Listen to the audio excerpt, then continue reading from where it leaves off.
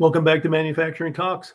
This one's interesting. I wrote about a company called Mahindra. They're an Indian company, and one of the things they're big into is farm equipment. So today I've got Viren Popli. He heads up the farm end of things for North and South America with Mahindra. They've got amazing stories that you probably haven't heard of. They just don't fly above the radar. So Viren is here to share all these cool stories with you here on Manufacturing Talks. He'll be here in just a few seconds.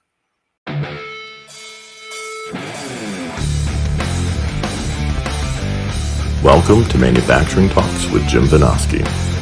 Industry has a million cool stories, and Jim talks to the movers and shakers who are making them happen. Let's dive in.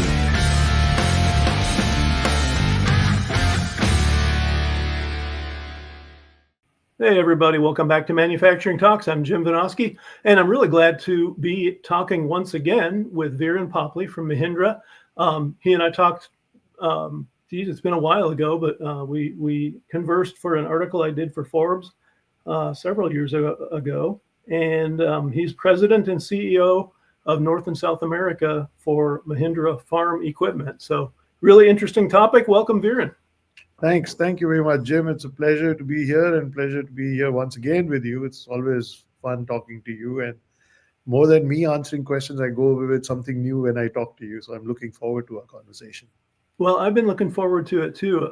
I have to admit, before I talked to you last time, I knew pretty much nothing about Mahindra. And it was such an education. I'm guessing I'm not alone amongst my audience of people who aren't familiar with you. And, there's big things going on with Mahindra that people should be aware of. So glad to have you here. Before we get into those specifics, why don't you just talk about who you are, how you got doing what you're doing today? Yeah, so I'm, it's great to be here. And yeah, Mahindra is doing something really interesting, but let's talking about me. Been in this role for now about 6 years and been trying to, expand and grow our business in the Americas, so to speak. Of course, the US being a primary market. Look, US is the second largest tractor market in the world by volume, but it is the largest tractor market in the world by value. Yeah. So, it's any tractor company anywhere in the world. This is like, the holy grail, if I may use the term. To be here and to be successful here is really important, really good. So we are the world's largest tractor company farm tractor company by volume. So the US was obviously a major stop for us. And, I got into this in 2018 and I arrived on Thanksgiving Day. So just a note there, but it's been quite a journey. It's been really interesting. Ever since I arrived, I think the world has moved significantly several times over, right? We had the pandemic, the supply chain crisis, the great resignation, and so on and so forth. So, but it's been fun. And so been here now 6 years, moving on to my 7th year. I'm enjoying it. And I basically take care of the farm equipment sector business for North America, that's US, Canada, Mexico, and of course, the South America. We have a sizable business based out of Brazil, which takes care of all the Mercosur countries. So that's the operation that we have there. So that also is something that I take care of. So that's the part of my business. We also have in North America a automotive research unit up in Detroit. Okay. Yeah. That's also there. And so I kind of sort of look after that. And part of that area, we do the Roxor and the automotive business out of Detroit. So that's also something I take care of. Yeah. And that gets to a point that I was unaware of. Obviously, you referenced Mahindra being big in farm equipment, actually very big. But Mahindra is involved in a number of other things as well, right? Oh, yes, of course. Very few people realize it, but Mahindra Group, if you look at automotive companies, we are ranked 11th in the world in terms of valuation. And if you look at our valuation today, it's more than Ford and Stellantis. So, or Honda for that matter. So, so it's a pretty large company and large group. We are India's largest SUV manufacturer by revenue. We have the highest revenue market share. We are into everything from pickup trucks and last mile mobility electric three-wheelers all the way to, we just recently launched our Born Electric cars. So they, which are really doing, we just announced them, unveiled them, and we'll start selling them in Feb March next year. Yeah.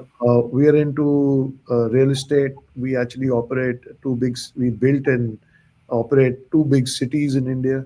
We are into financial services, Mahindra Finance in the US, but we're also one of India's largest non-banking rural finance companies. Right. We are into IT. We have over 11,000 employees in the US under our Tech Mahindra business. So yeah, we're pretty large and a diversified group with lots of businesses that we operate. Well, it's interesting to me because obviously anyone who pays attention in the world knows India is just a tremendous market. And yet, for such a huge market, you fly under the radar because everyone's focused on China.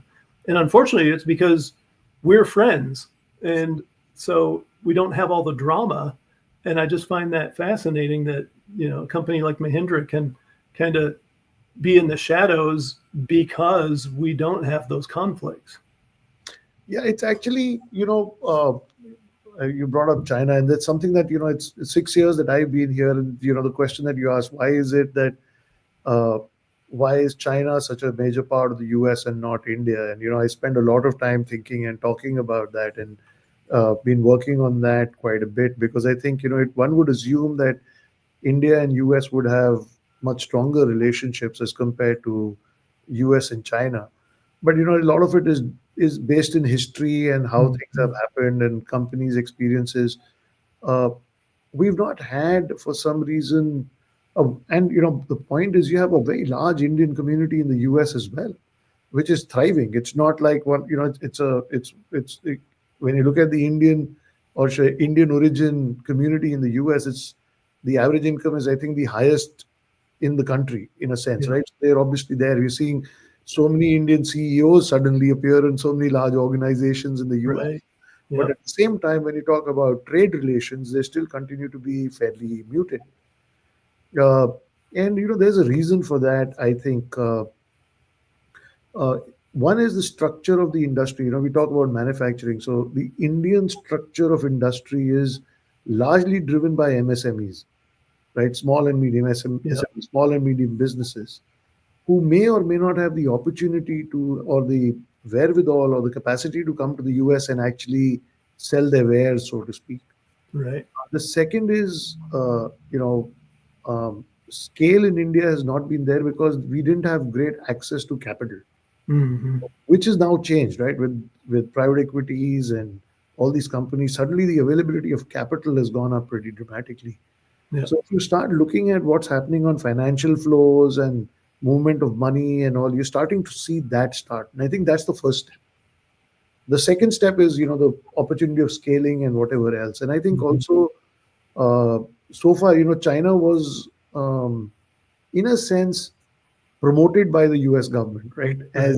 As a destination to go to, till it wasn't, right? And I think you're going to see manufacturing moving uh, out of China. And, Right. I believe that India is the ideal source for the China plus one strategy for Yep. any manufacturer in the US. And I think that that's what you're going to see happen over the next 5 to 10 years. Yeah. I absolutely agree. I think, for all the, I guess, positive intent, what we've done with China hasn't worked, and people are realizing that now that we've got this kind of two-pronged thing going on where they're supposed to be this major business partner, and yet they're also saber rattling. So that doesn't work so well. And I couldn't agree more as far as the opportunity with India goes. It's really kind of a golden moment for two countries that do get along and have common interests to um, see that shift of manufacturing. And some of it's going to come back over here, but some of it can't. And when it can't, I think India is going to become a very attractive place to go. Yeah, and the fact is, it's a democracy at the end of the day, Exactly. right? And we come with our own, and And India is not just a two-party democracy; it's a multi-party democracy. So sometimes Right. sitting in the US, people look at India and say, "I don't understand it." Yeah, well, it is different, but I guess once you get into it, it is a thriving country. It's growing well. Yep. 1.4 billion people, youngest population in the world. So they got a lot of stuff going for them. But at the same time, it's different. So it's going to take time to learn it and get Right. used to it and exploit it. And there are many large international companies that are doing really well there. So it's not like it's unknown or nobody knows what to do. So Yep. it's going to take time, but I'm sure it's going to work out. And I think both the governments will eventually work their way around it, sit on the table. But I think business will drive it first. Right. Yep. Already, financial markets are very tightly interwoven. I see that the next step is going to be business that's going to start driving this. Yep. Yep. Well, so let's shift gears back to your world, I guess, Sure. is farm equipment, and I've just again, I was so thoroughly impressed with what Mahindra does and the quality of your product when I got to know it. Um, and things have changed since you and I talked last. So now there's this slowdown just across the board in farm equipment. We're definitely feeling it here in the U.S. What are your thoughts on the drivers for that, and then how is Mahindra kind of adjusting to that reality right now? So yeah, it's been a tough few years. I think we first had the dramatic growth that happened during just when the pandemic, right? When everyone was at Right. home and wanting to do property improvements and stuff, we saw the farm equipment market really zoom like many other industries. And then we've all been caught by the dramatic drop in the industry. So if you look at it, the tractor industry went up as high as 322,000 units in 1 year, and now we're looking at almost 200,000. So you're seeing a almost 30% drop in the industry, and that's left a lot of people gasping, right? What do you do? And I think the drivers of that, partially, I think it's been the inflation, it's been the high interest rates. Quite clearly, that affected all of us. You have so that was one part of it. And I think there was a general and towards the last year, I think also a certain sense of where are we headed, what's going to happen, and all Yeah. this, the political noise that took over, the uncertainty that brought. So there's a whole bunch of these factors that played in, and of course, I don't want to take away from the fact that there have been broader trends in the farm business that's happening anyways, right? You're seeing the farm bill ended in 22, Right. 23. We got an extension to 24. Today we don't have a farm bill. We're hoping something happens. So that creates uncertainty of its own. The second is we are seeing, overall ag incomes. If you look at real incomes adjusted for inflation, they're actually coming down. Uh, Third is, I think, uh, a lot of people, the lack of labor, Yeah. the availability of resources on the ground are tight. And, this clearly immigration is an important topic that we need to address. But at the same time, this part of the economy needs uh, labor. So how do you manage these two very conflicting positions that you need to address both of them? So I think so that's these are the parts, and of course then is the whole global commodity prices itself that are going through dramatic shifts. And Yeah. which markets do you sell? Which markets what do you produce? Where do you sell? And who buys it? Right? Uh, at what price? So I think all of there's flux in all of those things right now. Uh, See, the US is really good at producing bulk. So there are two things in my mind that US ag should be focused on, right? One is crops that you can do strong mechanization and automation on, right? Because you have large farms, you don't have labor, but you have the ability to invest in capital. So you you want to plant at one time and harvest at one time, right? Yeah. Uh, Sorry. Yeah. Lots of talking. On the other side, on the other side, you have um, crop that needs to be grown near a consumption center. Hmm. stuff that you can't ship long distances, right? So Right. so those are the two kind of places that, and that's really where ag does well in the US as well. So if you look at it, fruits, nuts on one side, and soya bean, corn on the other side. Yeah. Salad leaves and stuff like that. You can't transport those over long distances, and they don't have, either they have long shelf lives or they have short shelf lives and need to be grown nearer consumption centers. Yep. So, but if you look at, so the crops that are near the urban centers still will do well, but it's the bulk crops that are more challenged because they need to be harvested, more mechanization, more investment, higher interest rates, higher inflation. So those are Hmm. the, you see where I'm coming from. So it's challenging to see some of that. So that's what I think is driving the other broad trends that are there in the industry, along with the short-term trends that have come in. So it's created a unique situation for everyone. Uh, where do I see this go? Okay, how did it impact us? Obviously, we were all challenged. Sales were slow. You had inventories that built up, but I think we are slowly coming to the tail end of that activity. Uh, I think that with the interest rate corrections that have happened, inflation's kind of cooled off. So you're starting to see some. It's still high, but it's much lower than what it was, right? At 9-10% Hmm. at one Right. point. So I think that the market's kind of corrected itself as much as it has, and I'm quite what should I say? The term is cautiously optimistic about Right. it. Yeah. Yeah, so that's what I'm looking at. I think that the next year is going to be better. I think also with the change in the government and some of the policies that you're hearing and what is about America, the focusing on America and making it successful here. I think that's going to help as well. So Yeah. let's see how we'll have to see how it all plays out. But like I said, cautiously optimistic Yeah. about the future.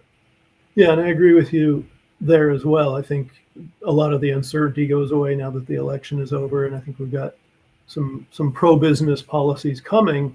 One thing you mentioned that's not going to go away though is the whole labor crunch. So we're going to be grappling with that for a long time.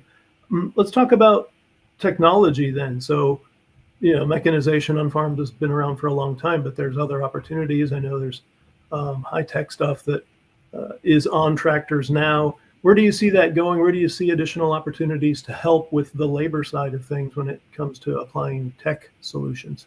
Yeah, so you're absolutely right. So if you don't have labor, your only choice is to go automate, to go start automating, right? Yep. Because lack of labor or the cost of labor versus cost of machine, you're going to start optimizing those two things. So you're going to focus more. You're going to see a lot of more into investment into automation of tractors and other farm equipment. You're going to see a lot more investment into precision ag. You're going to see a lot more investment into autonomous vehicles. Or I, I I'm not. I believe the autonomous vehicle is the holy grail that you want to get to.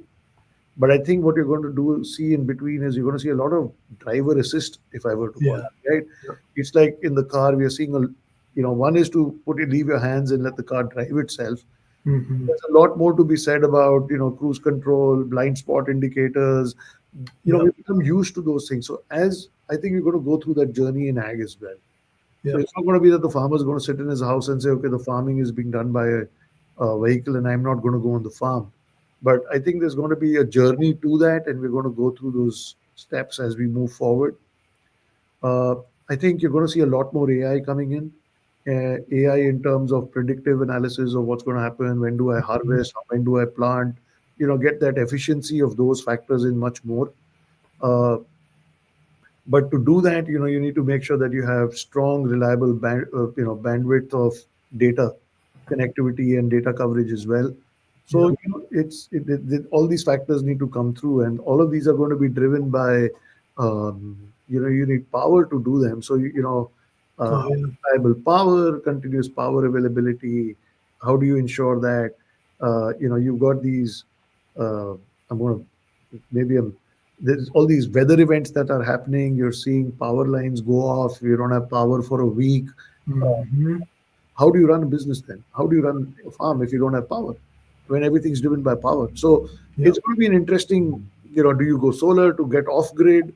How do you manage that? So there are lots of, I think that this is an opportunity, tremendous opportunity over the next 5 to 10 years. Yeah. If you layer out each of these areas and start looking at them, each of them is an opportunity in its own right. Yeah. Right? Is Mahindra focused on all of those, or are there specific ones that you're going after? So we are looking at all the opportunities that exist, both because see these events are not isolated to the US. Right. Challenges are not isolated to the US. It's happening everywhere. Yeah. Even in India, where we have 1.4 billion people, one would assume you have enough labor for the farm. But the fact is, nobody wants to work on the farm. It's hard work, Yeah. right? Who wants to sit in the heat and and work on a farm? They much rather sit in an air-conditioned factory or an office and do some work and get paid more than what a farm laborer would get paid. Yep. So I think the challenges are the same, but it's the scale that's different. Uh, so for us, we're looking at all these opportunities. We're looking at power alternatives, alternative power. We are into solar. We are looking at autonomous. We're looking at driver assist technologies. We're looking at electric vehicles as well, alternate fuels in it, not just diesel. So we're doing a lot of work in all these areas. Uh, uh, you know, Jim, one of the things that everyone talks about AI right now, right? And the boom of AI. Yeah. But you need electricity to power all those servers. You know, For sure. Right. where are you going to generate that much power from all over the world? If everyone's jumping into AI and everyone's going to use these technologies and computers, you need to build these. And by the way, these server farms need to be built. They're not going to be built in the cities. They're going to take up rural farm areas. That's right. So they're going to start encroaching onto productive farmland uh, as well. So there's pressure on farmland and availability of farmland. So as farmland goes away, the pressure on higher productivity comes on lesser farmland. Right. Still need to feed the world. Yeah. So you see that. So as you see these, you sometimes you suddenly sit back and realize that while you're focused on one problem, there's something that's coming out of left field that you completely differently, which you didn't think about. Hmm. The world is shifting really quickly, and therefore I think that uh, the amount of innovation and the speed of innovation that we need is tremendous. And I think all companies are putting their might into it to see how do we make this work over the next 10 to 15 years. Right. I don't want to go down a rabbit hole here, but you kind of opened the subject a little bit, and I do want to visit it, is the whole energy side and how, I mean, honestly, our current plans won't fulfill our energy needs. And so there has to be a shift. And one thing I've admired about India is you're in this kind of, everything that works mode, still heavy on coal. And even beyond energy, I looked just last week, saw that India started up a new blast furnace, which nobody in, Europe and America is doing anymore. How much, trying to put this diplomatically, how much of what you have going on is focused around those practicalities of making business work versus falling for kind of the extremes of environmentalism, where we're kind of cutting off our nose to spite our face economically in the Western world? Yeah, it's really interesting and conversation when you go to India and have a conversation, when you come to the US and have a conversation, they are different, Yeah. right? See, in India, we have one of the world's largest coal reserves. So that's point number. We have the coal. Like US has, we have no oil, Yeah. or we have very little oil. So 70% of India's import bill is oil, Yeah. right? Whereas, or and defense. But if you look at coal, we have a lot of it. Hmm. But the other thing we have a lot of is sunshine, Yeah. right? Yep. So for us, solar makes a lot of sense, Interesting. right? So because our productivity on solar is very high, because we have hardly any cloud days. There's a period of monsoon period for about a couple of months, but the rest of the time we have bright sunshine most of the place. Whereas, and And the fact is that we are underserved in energy significantly. Right. So right now it's, first serve the energy and then figure out what we want to do. Yep. So there's investment happening in a big way in solar in India as well. Yep. Massive investments in solar. We are in fact leading the charge there with our solar business in India as well.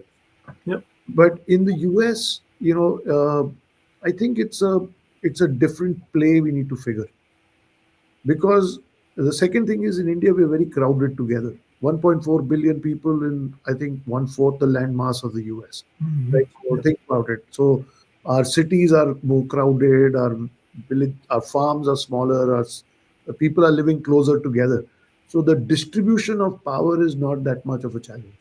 In Right. US, distributing power is a big challenge, For sure. Yeah. Especially in our farm especially area. in the farm areas. So Yep.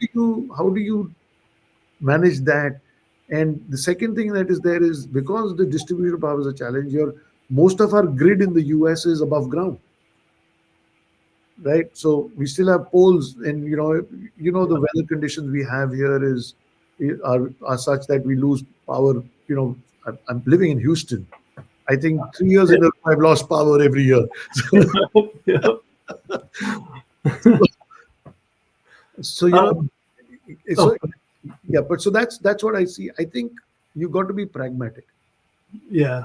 I don't think I don't think the answer lies in one. Let everyone go here or everyone go here. I think it's a journey, it's a path, and there are realities of each country and each business and each part of the country also, right? For Uh, sure. Yep. how you manage and treat power and infrastructure, and because power is today critical. Jim, you and I were, power and internet. If you forget our generation, right? Our generations has grown up with a very different uh, ethos. Yeah. If you take our kids, my kids, for example, and if they didn't have internet and they don't have if they're not connected and they don't have power, they don't know what to do with themselves, Uh-huh. Exactly. because that's how they've grown up. Right. So the next generation is actually at a very different point than where we are. And the newer generations after that are even more different. So I think power has become like a fundamental need now, than like, food, water, house, power, internet. you know, That is a good point. You're absolutely right. so that's the way I see it. So I think you're right. You can't have, this is the solution. Everyone needs to fall into place with this. I think it's, different for different people, different parts of the world, different parts of this country, different East Coast, West Coast, Central, Midwest.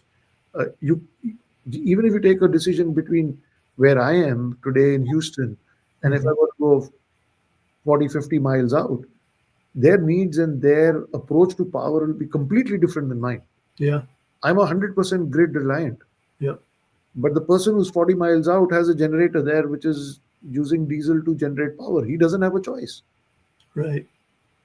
So that's the way I see it. It's You got to be pragmatic. You can't have these uh, this is what we're going to do and all of us are going to follow this. I don't think that Mhm. works. Yeah. Yeah. I agree with you there, and I do think practicalities will drive solutions that'll be different for different places. Absolutely. Yeah. Absolutely. And you got to keep all the options on the table. You got to Yeah. keep gasoline on the table. You got to keep solar on the table. You got to keep all of these on the table, because uh, our needs are hockey sticking. Yeah. The power need is rising faster than capacity, Mhm. and it will get even faster. How are you going to bridge the gap is the big question. Even nuclear is on the table. I think we need to put everything on the table. There are Yeah. no holy grails here. In the short run, everything's on the table. That was 20 actually my last question about India specifically is around nuclear. Is India um, going in that direction now? Looking at it, where do they stand? um, so nuclear keeps going in and out of favor globally, right? Um, Yep. in one accident, we've had two major accidents in the world on nuclear, right? We had Chernobyl, we had Fukushima, Yep. but we have thousands others which have no problem. Right. Uh, The challenge is, um, you know, I think nuclear has a PR problem. It- Yep, you're it- right. and I think we need to keep it on the table. I don't think we need it. One of the points I was listening to somebody talk about was miniature nuclear plants. Right today, we have the U.S. We have a nuclear navy. Hmm. Right, it's been really safe. Yeah. It's been really safe. They've done an amazing job with it. They have micro nuclear plants designed, developed, and in use for what, 20 years now. Hmm. So we have technology. We don't necessarily need to build these big, massive nuclear plants. We could easily take these and solve a different problem. So, Right. so I think nuclear, there's opportunity. I see that India will, I hope, also look at that. Like I said, you can't take anything off the table. Yep. Our needs are so big, both all over the world. I think all options have to be on the table. Okay. I'm going to throw it to you for last thoughts on Mahindra specifically. Yeah, well, it's been so. I think we've been here now 30 years. Okay. So that's something many people don't know, that we've been here for 30 Right. years. And our start here has been really interesting, Jim. I don't know if I ever told you this. So there was a gentleman in Texas called Rip Evans who decided that he wanted to bring in tractors into the US. So through some route, he uh, connected with India and imported tractors from India to the US.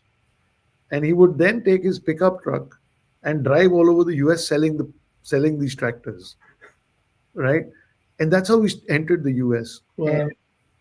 and around the same time, our chairman Anand Mahindra was doing his undergrad at Harvard. He's a film grad at the time. Was doing his Okay.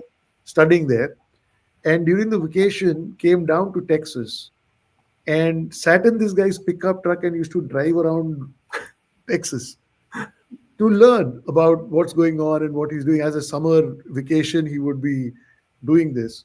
Wow. That's how we started 30 years ago, and today we are who we are in the US. So it's been quite a journey. We've been growing pretty strong. We have about 500 dealers all over the US and Canada. Mm. Yeah. Uh, we strongly work with family-owned businesses. We believe that uh, the core of the US is family-owned businesses at one level in rural communities, right?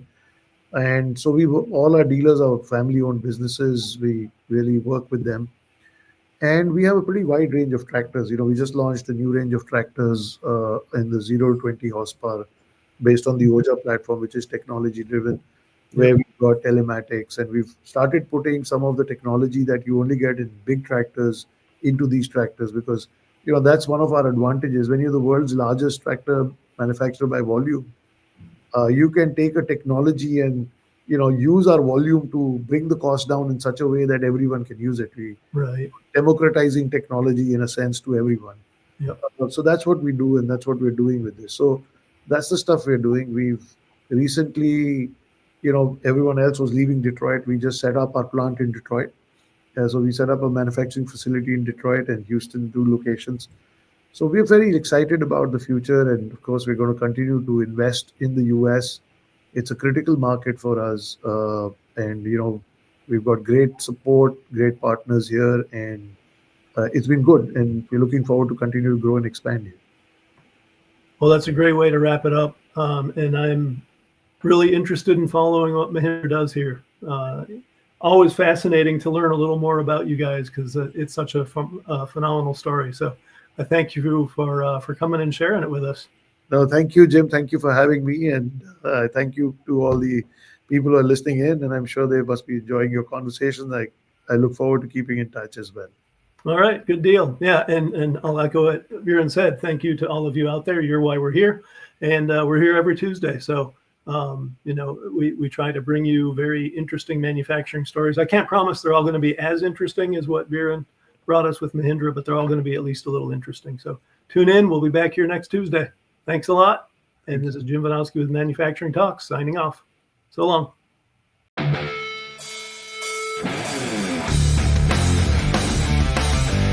Thanks for tuning in to Manufacturing Talks with Jim Vinoski.